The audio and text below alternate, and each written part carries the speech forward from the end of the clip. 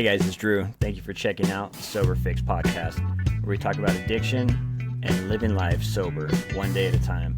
If you like what you hear, go ahead and follow us. And if you get some time, check out our Instagram page at the Sober Fix podcast, and also our YouTube and TikTok at the Sober Fix. Hope you enjoy the episode. What is going on, everyone? Thank you for checking out another episode of the Sober Fix. I love my recovery people, and I love people that are sober and overcoming addiction or overcoming some type of mental health struggle, whatever it is. And we find that as we can share our stories and dive into kind of what we've been through in the past and what we've done to get sober and how we're staying in recovery and living a better life. And it's cool to invite people on. And today I'm super excited. We've got Jessica W. on today. How you doing, Jessica? I'm good. How are you? Awesome. And I'm going to hand it over to you. I appreciate you coming on. I appreciate any guests that come on and are willing to tell some of their story and trying to reach out to those that are struggling or those that are new. And I'm going to hand it over to you to share some of your story. Okay.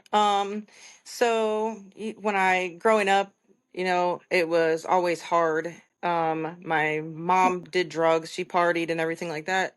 I ended up having to raise my brother and sister. Um, and I think that's what stemmed it all. It fueled the fire. So when I was 14, I started smoking weed, and by the time I was 15, 16, I'm out partying with my friends, drinking, um, dabbling in different kinds of drugs. And then between 19 and 20, I kind of stopped going out partying as much. Um, and then I had my first kid at 21, my daughter, and then I was just smoking weed. It was some way to relax. Then I had my son in 2014. And it was about 2015 is when I was introduced to meth. And it was like the cure all for everything that I was going through, depression, the postpartum depression. That was something serious with my second child. So when I was introduced to the meth, um, everything felt better. It felt so much better. I could get stuff done. I didn't realize that I was beginning a problem. I had never really heard of meth before then. And when I realized it started getting really bad when my kids got taken away from me. My two oldest kids got taken away from me. And after that, it was like a spiral downhill. Um I ended up in a really toxic, abusive relationship for 3 years and had two more kids. Um, my mom ended up taking my two youngest children. And that was 2018. And I've been in and out of jail, since the end of 2017, for petty things, possession of controlled substance, possession of paraphernalia, what have you. It wasn't up until last year that I really started to realize this wasn't what I wanted. Last year, I lost my grandmother. My grandmother died of heart failure. Then 2 weeks later, my boyfriend was killed on his motorcycle. And less than 30 days later, my puppy got killed. And that was super traumatic. And I really felt in my heart that I didn't know if I was going to be able to make it out of, getting high and going through all that stuff. And probably about 6 months later, my best friend died of a heart attack. And that was in December. And in rewind to September, I was in jail, and I got out of jail and I was put on probation. And when I was put on probation, every time was put on probation, I was never able to get through it. Within 2 months, I'm failing a drug test and going right back to jail. And this time, I ended up failing a drug test in the end of November, beginning of December, and they put a warrant out for my arrest. And they finally caught up with me in the beginning of January. And so when I went to jail this time, and when my head cleared up within like 3 weeks of, all the drug use, I realized right then and there that that was it. Like, I can't do this anymore because I've lost everyone that I love dearly. I lost them all, because of my addiction. And, it was so heartbreaking.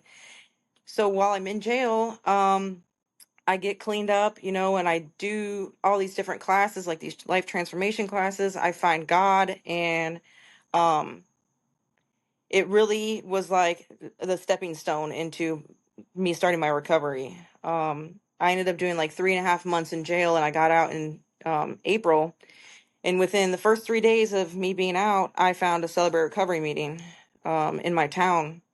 And I was like, I have to go. Like, this is what I need in order to get anywhere. And I don't know, at this time, I didn't know anything about recovery. Like, you can try to get sober all you want, and you can like be dry and not do drugs, but you're not fixing the problem unless, in my opinion, unless you're doing the recovery, you're going through the steps.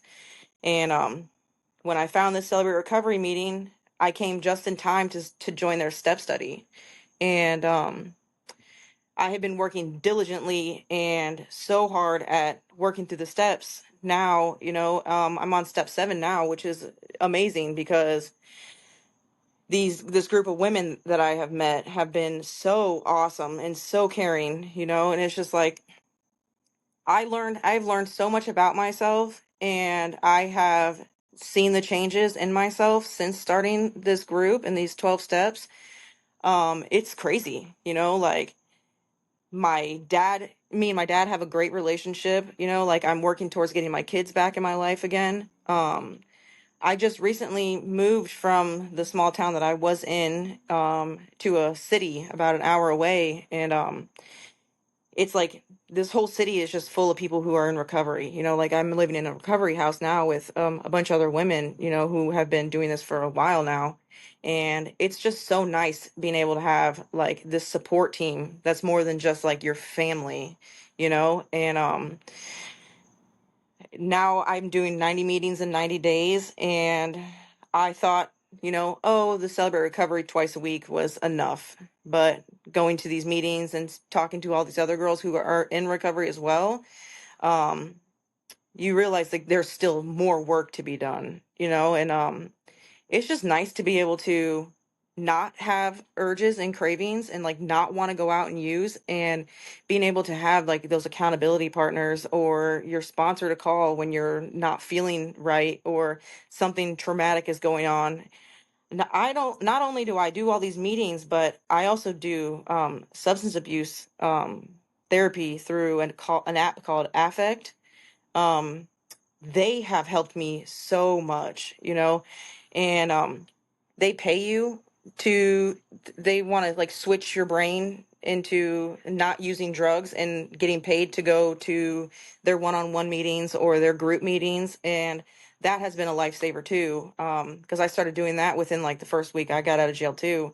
And I know if I would have never started the meetings, never started the therapy, I would be using still today, they gave me the opportunity when I was in jail to either be on probation or get 11 months in county time, and I'd be out like next month. And I sat on it, and I thought about it, and I prayed about it, and I knew in my heart that even if I am going to say that I'm done getting high, I know that if I get out of jail scot-free in 11 months, I'm going to go right back to using because there's nothing holding me back anymore. Like, having this monkey on my back has really pushed me even harder into my recovery. And it's really just been an amazing journey thus far, like having people trust me again and like, open their arms up.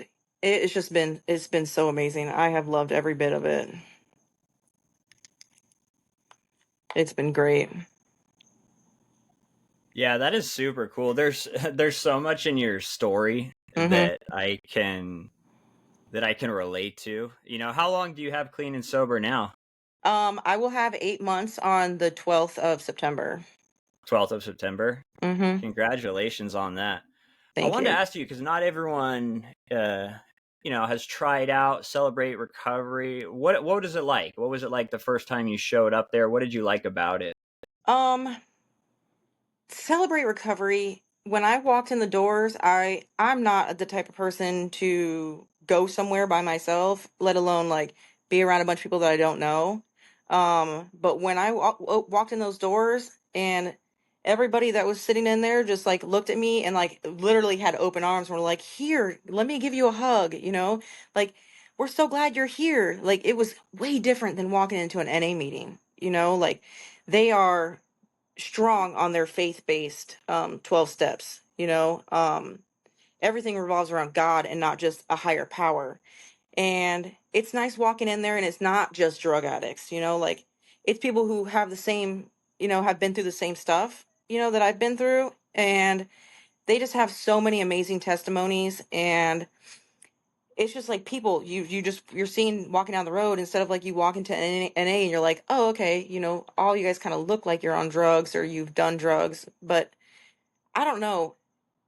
I personally, I don't knock anybody for, living by NA or AA, but Celebrate Recovery is, I back it 100%, like you need that higher power. You need God in your recovery. And this is just my opinion, you know what I mean? But without him, I know for a fact that I am nothing. When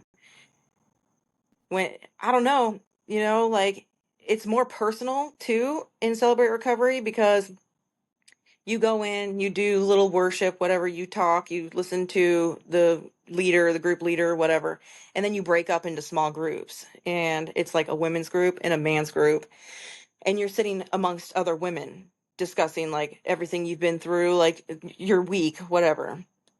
And instead of like working whenever you feel like it on your steps, Celebrate Recovery is, they have a designated day where you are working with your whole little group. Like, we all call each other our accountability partners, and my sponsor is there too. And you're working on your steps together, instead of like, oh, like, oh, maybe I feel like working on them today, maybe I don't, like NA, I don't know if they are as like, um they'll like push the steps on you, but I don't see people, like diligently working hard on them as I do in Celebrate Recovery. So I was really happy about that, and I was really glad that I was able to start that step study with them. Yeah, that's cool. And I love Hmm. hearing about like different ways that people are able to stay sober, because it's like you, I agree. It's like everyone comes in different, everyone's dealt with different stuff, everyone has different paths. And sometimes people just like to find whatever recovery program, whatever journey towards their God, like they like to find something that fits for them, Hmm. and it's like I got sober doing a lot of AA and NA stuff, but like I'm a firm believer that like people find what they need for them, Yeah.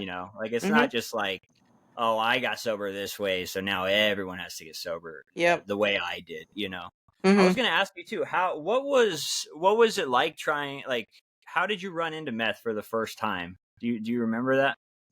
Yeah, I do. I had this girlfriend who lived in the same neighborhood as me, and she came over one night and was like, "Oh yeah, my boyfriend had me try this coke, and it wasn't cocaine." So she's like, "And now I just like it." And she just glamorized it, you know what I mean? Like, she was pretty skinny, like she had her life together, whatever. And I was like, okay, well, you don't look too bad, you know what I mean? Like, I've never, like I said before, I'd never really heard of meth before this. Like, I've never really seen anybody on meth, and she looked like she had it all together. So I was like, yeah, I can control this. Like, it started like a weekend warrior. Like, I was only doing it on the weekends. But then um me and my little brother started getting high together, and it never stopped. My little brother was turned 18, and we're getting high together, and he ends up getting in trouble and going to prison within like 3 months of him turning 18. So I'm left out here, with a drug addiction. Now I've been on meth for like 5 months, and I was like, there's no way I'm getting off of this, like I'm enjoying it too much. because of the way that it's making me feel and making and numbing everything that I have been feeling my entire life. And you know, I can't blame her for, introducing me to it, but I wish she would have never, you know what I mean? Like now she's thriving and she's doing good and she's not on drugs anymore either, but it's just like, oh man, that sucks. Like I fell off deep, like it was over for me. I didn't know. I really thought that I was going to be high for the rest of my life, like I seen no light at the end of the tunnel. And I don't know. I hate that drug so much. And when did you start to realize that, because I could totally relate. It's fun in the beginning. It gives you a ton Mhm. of energy. I loved staying awake. I just loved like the boost it gave me, but towards the end, like when did you notice that like this is really kind of messing me up? Was there a point where you kind of started to understand like, oh, this is not all good? It happened a couple years ago, every day, honestly, like every day I'm getting up and I'm wanting to get high and I'm getting high, I'm doing whatever it is to get high. And my conscience never went away. You know what I mean? Like I was fully aware of what was going on, and I was fully aware of what I was doing to myself, to my family, to everybody that loved me. And but it just had such a strong hold on me, like I couldn't give it up because I did not want to feel again, and when there'd be spurts of when I would like go days without getting high, and it's just like I'd be so emotional. And when I started feeling my feelings again, like if I would not get high for a couple days or something, that's when I was like really like, I gotta stop this one day, like I can't keep doing this to myself. And last year was like I said, the the big turning point to where I was like, I am getting way too old for this. Like I'm 33 years old and I have messed my entire life up, like in the last 8 years I could have been doing something with my life, like starting having a family and having my children and having a good job and like having my own house and stuff like normal people are doing at that age and should have by this age. And I realized like my dad's only getting older. I would I don't even know if I would be able to make it if I was using and my dad passed away, because he's always been my number one supporter like throughout my entire addiction. Like he's always been like begging me to stop and begging me to like come home and like be his little girl again, and I'm just like I'm too ashamed, you know what I mean, like too ashamed to even come around him, and it broke his heart. And sitting in that jail cell and realizing like I'm slowly killing my parents, by continuing to use.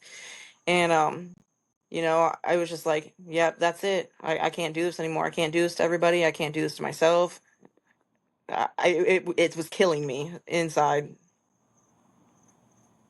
And so when you got out of jail, when you realized like how bad everything was, and you realized you couldn't take it anymore, when you got out and you started going to like celebrate recovery and stuff, and like what was those early days of sobriety like? Was it super hard? Were you pretty motivated because you just wanted to change? What were those days like in the beginning? Um, I was pretty motivated, because I really, really, really wanted to change and I knew that I was going to change. I can honestly say that I have not thought about getting high in the last 8 months. Like maybe the first couple months of being in jail, it's gonna happen. But ever since I've been out of jail, I've not thought about getting high. Um, because I know the moment I get high, I'm gonna lose everything. So going through the motions of being out in the real world, I changed people, places, and things. I moved out of the town my hometown. I moved away from the people that I was using with. I completely cut them off, don't talk to them anymore. And I just started doing new things and different things. Like, don't get me wrong, my brain is still messed up from it. Like, I battle hard with depression and I've had it since I was a kid. And I am slowly getting in the swing of like a normal functioning brain. I'm working on that real hard, you know.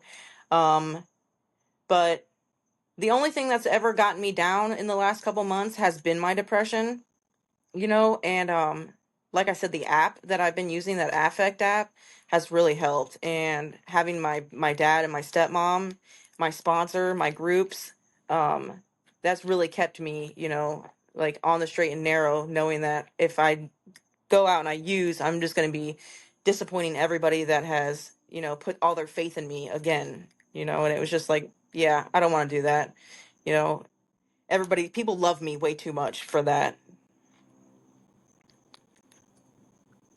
Yeah, and what it like so the app that helps with your depression stuff, because I've always had depression on and off as well, and Mhm. I noticed when I first got clean and sober, and especially after a lot of the meth use too, because I did a lot of opiates, but I did a lot of the uppers as well. Mhm. I felt the depression hard, you know, and I Yes. love that you mentioned that you found things to add to your life and your recovery program that helps kind of get you out of that depression. Mhm. How does the app help for you? Is it the ability to be able to try these different routines or these different exercises? What does that look like? Okay, so when you're using the app, they give you like different missions, right? And it really, they don't do the 12 steps. They do like science backed theories, you know.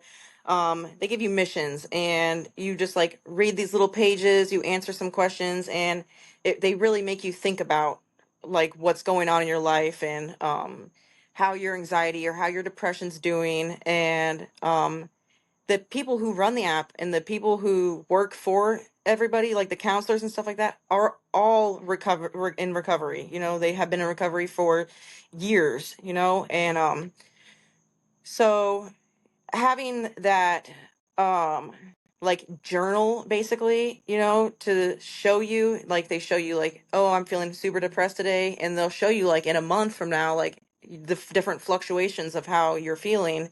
And so you can go back and like, you know, be like, oh, okay, it wasn't that bad, or it was really bad.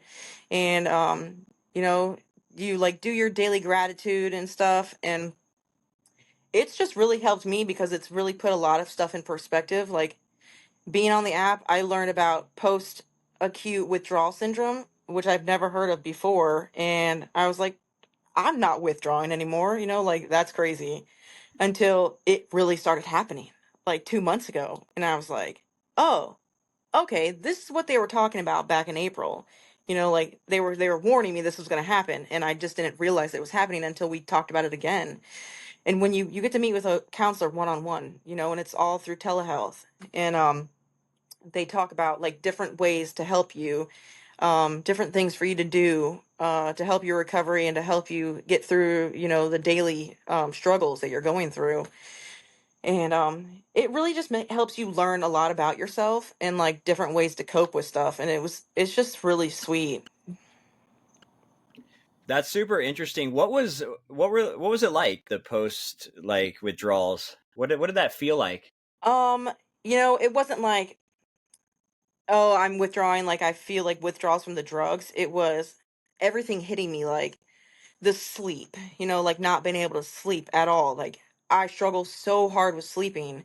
And that's whole part of the post acute withdrawal syndrome and or symptoms. And the sleep, the depression, you know, the lack of motivation to do things, like the dopamine deficiency, not being able to focus on one thing at a time, and just like your head's just spacey and everything. And I was like, oh no, you know, I had this under control, because like the first 2 months was good, you know, like I'd be able to sleep on 4 hours and be able to function throughout the day. Now I'm slowly getting back into a routine, but in the last 2 months, I'm going to sleep at 6 o'clock in the morning and not hitting REM sleep whatsoever. Like there is nothing I can do to make it any better. And you know, it was a really big struggle, and you know that all had to do with you know the pause is what they call it, PAWS. And realizing that that's what it was, you know, I was able to try to work through it and find solutions to the problems without just like continuing to push it off and just like let it kill me, essentially, because sleep is everything. Your body regenerates when it sleeps, and you need sleep to be healthy. Yeah, and I noticed too, like when I got sober, like I was super happy. I felt good like you did in those first 2 months, and I was excited to like have the drugs and stuff out of my system, and I was super just kind of gung ho in the beginning. Yeah. And like as time went on, I kind of started to fall into this where I was like thinking about the past, and I was like Mm-hmm. going on social media and I'm like seeing like kind of like you talked about earlier, where like everyone's getting like a house and married and kids and doing all this successful stuff, and I would find myself kind of looking back on the past and just being like, just feeling like a bunch of just like, ashamed or Yeah. guilt or regret. Do you experience that ever, and how do you deal with that if you do? Absolutely. Like just like you said, going on Facebook and whatever and seeing the people you went to high school with, like in great big families, like having everything that you should have, and it's just like, oh, wow, okay, well, I'm happy for them, but why did I do this to myself? And it's like, you can't dwell on the past. You can only live in the day, the right now, like they say, one day at a time, because it is literally one day at a time. It's a whole process.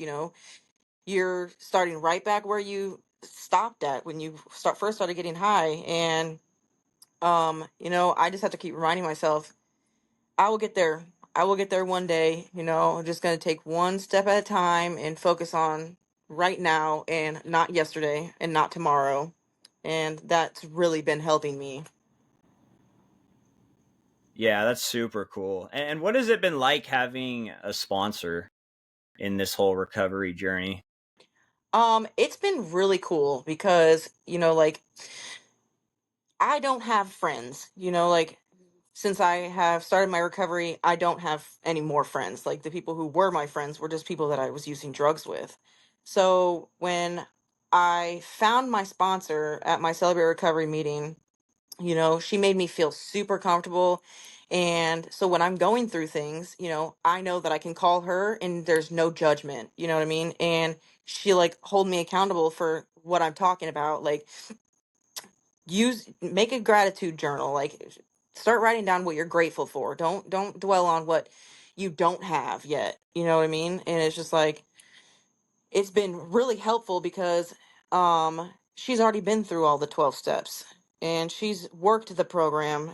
She's been doing the step study like 4 different times now. Hi. How's it going? Good. And it's just, like I said, it's just been really helpful with knowing that someone else has gone through the same stuff I've gone through, mentally. She might not have like went through being a drug addict or anything like that, but um you know she looks at me like I'm her daughter, so she's always got super good advice and she's really caring and she is like adamant on, Jessica, you need to do the right thing, like being here where you're at now is like the right place for you. And it's like, it's nice to have someone other than your family to support you, um and to back you with whatever.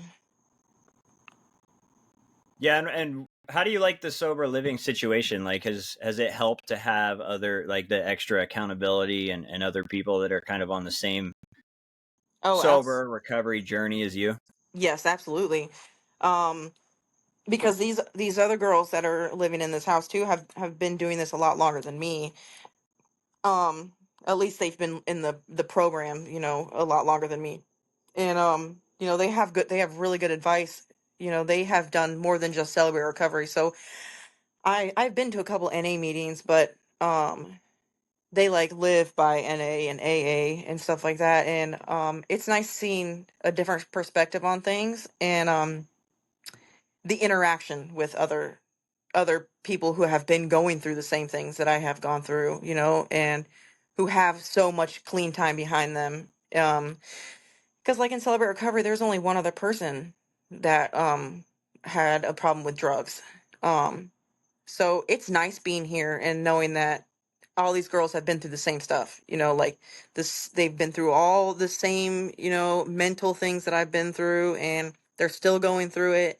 And it's nice to have somebody to talk to and be like, like, have you felt this way, and how did you get through it? It's just really cool. I really have been enjoying it. I've been here since Tuesday, so I've been here for 2 days now. Yeah, and what is your like? Do you have any advice for those that have been struggling getting sober? Maybe they've tried multiple times. Maybe they've been to multiple treatment centers. Maybe they're like me or you, who has been to jail multiple times. Mm-hmm. What would your advice be to those that have been trying to get sober and struggling?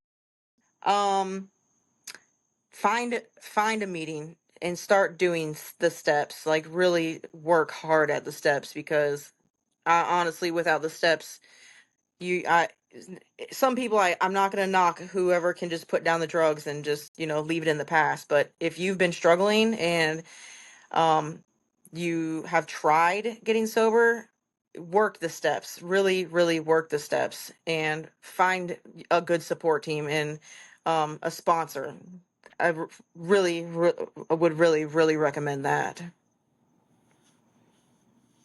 Yeah, and I just wanted to ask you real quick, what bothered you the most kind of about like what did you dislike about the NAAA meetings? Because I know it's different for everyone.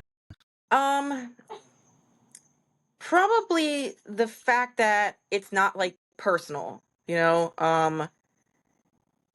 everyone just tonight, like tonight, I went to an NA meeting, which is whatever.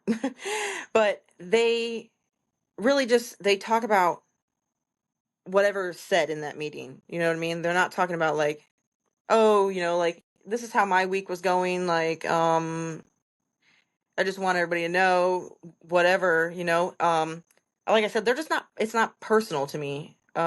Maybe there are personal meetings, like in smaller groups. But my experience with the last 3 or 4 NA meetings I've gone to, just haven't sat right with me. Like I'm all for people who want to be in recovery and want to get sober. Um, but I feel sometimes, I don't know if it's everywhere, but around here and around my hometown, it just seems like people use NA for other things rather than to really work on their recovery. Um, I don't know. It's just not serious enough for me, but I'm doing it, because there's not very many Celebrate Recovery meetings. You can't go to Celebrate Recovery every day, but I don't know. Maybe I'll find a group that I like or an NA meeting that I like, but I'll just keep trying it. Yeah, and that's what's cool too is like we're not gonna like every meeting. We're not gonna like every group. Sometimes we have to shop around for a while, Yeah. and just find the right fit for you. What is next for you? What is your goal coming up, getting near a year sober? Do you have anything that you are trying to add to your program? Do you have anything you're trying to change? Anything you're going to try new? Um, I don't know if there's anything I'm gonna try new. Um, I think my perspective on everything is definitely gonna change. Um, I'm really working towards, having a completely normal life again. Like not having to depend on the program, which is hmm, I just want to be able to live normally. You know what I mean, and not have to worry about going somewhere and like being triggered to use drugs. Um, I'm not sure yet. I know everything is going to change in the next four months or something.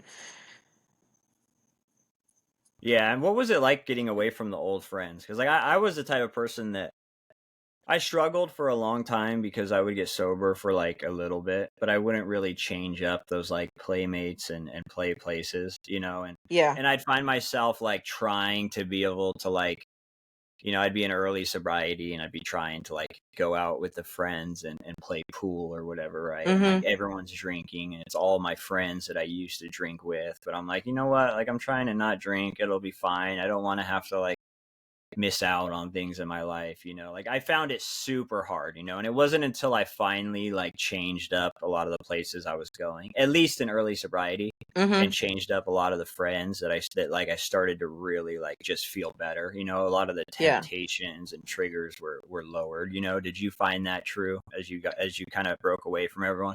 Yeah, it made it a whole lot easier going to jail, because like they say, when you go to jail, you find out who your friends really are. So when they kind of like left me in the dust when I was in jail, I realized like, these people really aren't for me, because if they were for me, they would at least talk to me every now and then.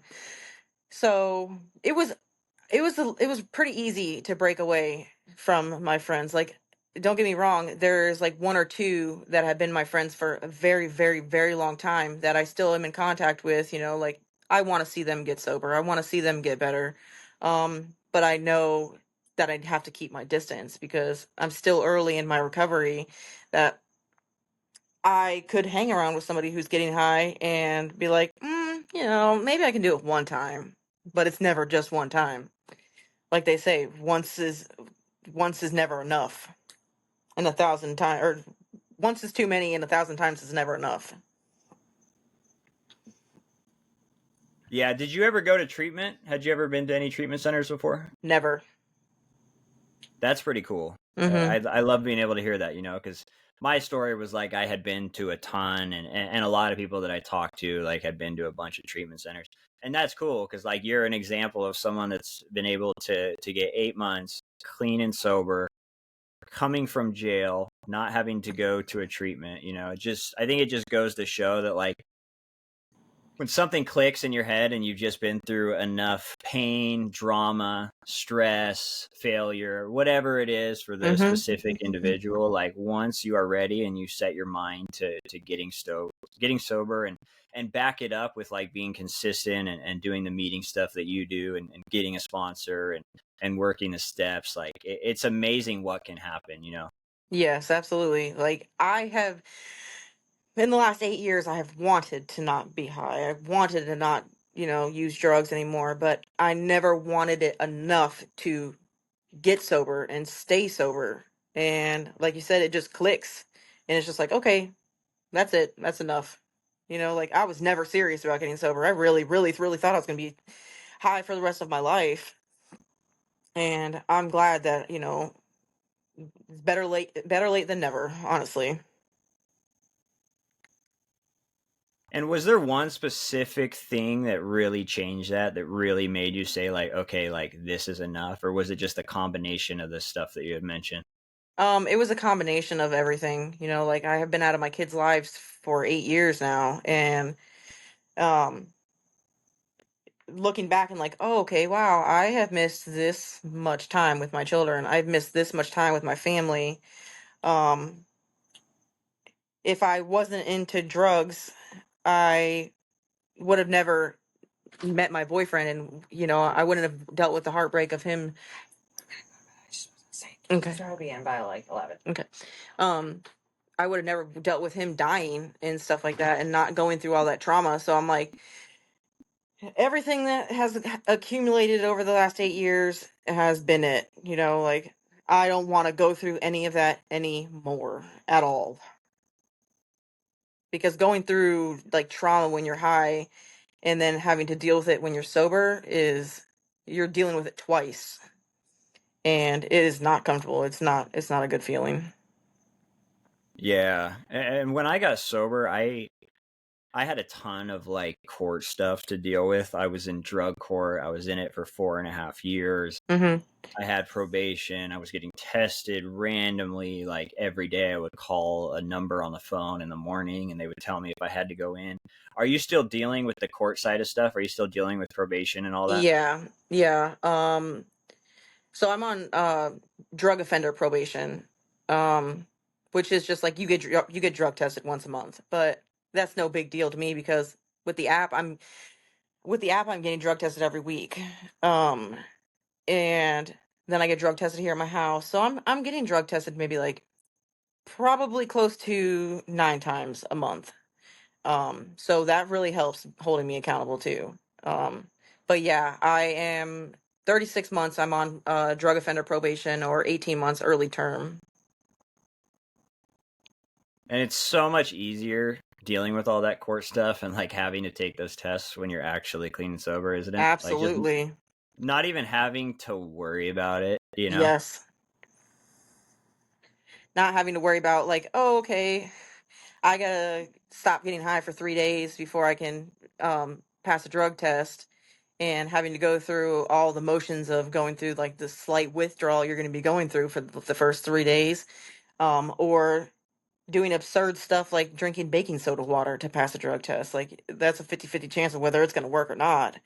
And yeah, it's way easier. It's absolutely way easier when you're sober and knowing you're going to pass your drug test. My first time I passed a drug test for probation, um I was like so happy, you know what I mean? And I like, my probation officer's looking at me like I have two heads, and I'm like, I'm sorry, I have never been able to pass a drug test ever. I'm like, not that I have any reason to not pass it, but it's just like, I know you probably don't understand, but it is a huge accomplishment for me. And she was like, okay, cool. And I'm like, okay, you don't understand. But it was like, it Yeah. was nice.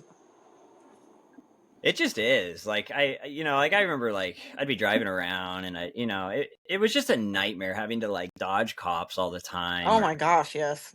and it's like and especially like just with probation. And I love that you mentioned like just the struggle of like always having to keep track of like the time that you used Mm-hmm. last, and doing that whole like, okay, like what is my window until my test, Yep. for me, like I would always say like most of the time I would test on like Wednesdays, and I'd always tell myself like, oh, I'll cut it off like Sunday night. And then I'd like dip into like Monday morning, and then I'm starting Yep. to get desperate. So now I'm starting to try and find ways that I could pass it anyway, like Mm-hmm. it's just nice not having to worry about that. So I Yes. totally get it when you say like you pass that drug test, like it's it's well earned. Mm-hmm. Yep, absolutely. Because this last time when I failed my drug test and I had the warrant for my arrest, my drug tests were random, so I never knew when I was going to get them, But my gut told me, Jessica, you're gonna get drug tested. Like, stop getting high. And without knowing, I really was gonna get drug tested.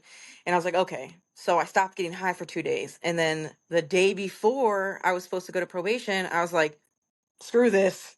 I can't deal with this anymore. Like, I'm gonna get high right now. And I got high. And what do you know? The next day I go to probation and they're like, oh, okay, here's this mouth swab. I'm like, now I have super bad cotton mouth. I'm sitting here for 30 minutes trying to not salivate onto this mouth swab. And it was like, I'm sitting there for 45 minutes and my probation officer's just looking at me like, what's wrong with you? And I'm like, oh, great. And then it came back positive, and he's like, you have anything you want to tell me? And I'm like, nope, nope.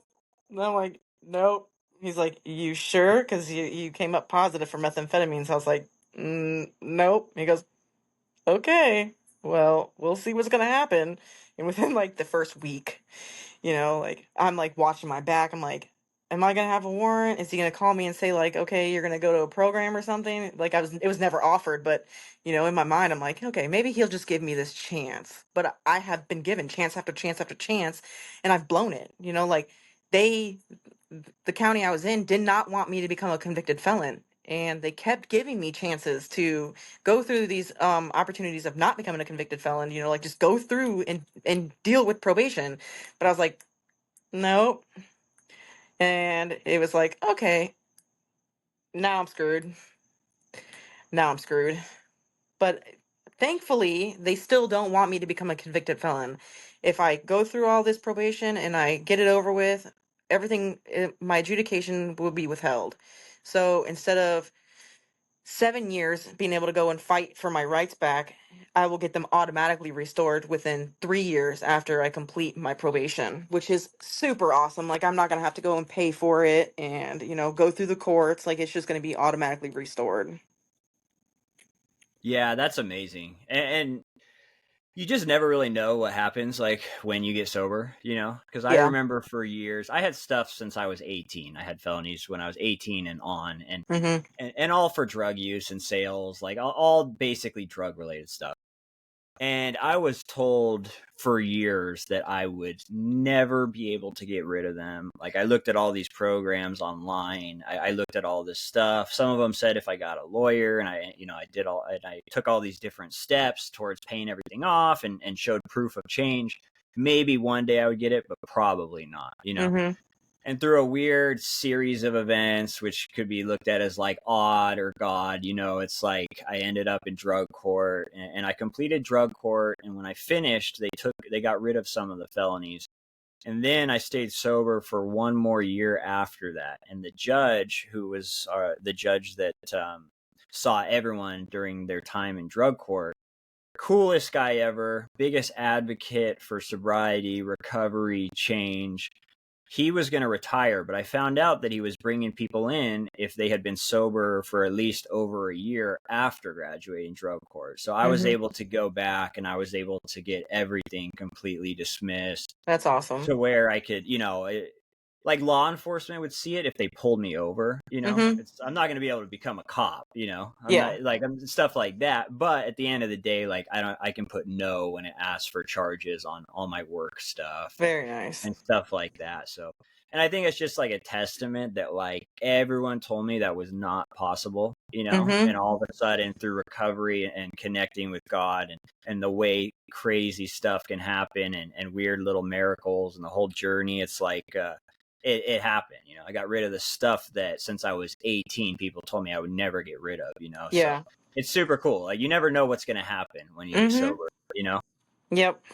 You have so many different opportunities, and it's just like, wow, why didn't I do this sooner? Like, I could have just done this sooner and I would not be in this predicament. I wouldn't have to deal with this. Yeah, that's super cool. Well, thank you, Jessica. I appreciate you coming on and telling us a bunch about your story and your sobriety journey.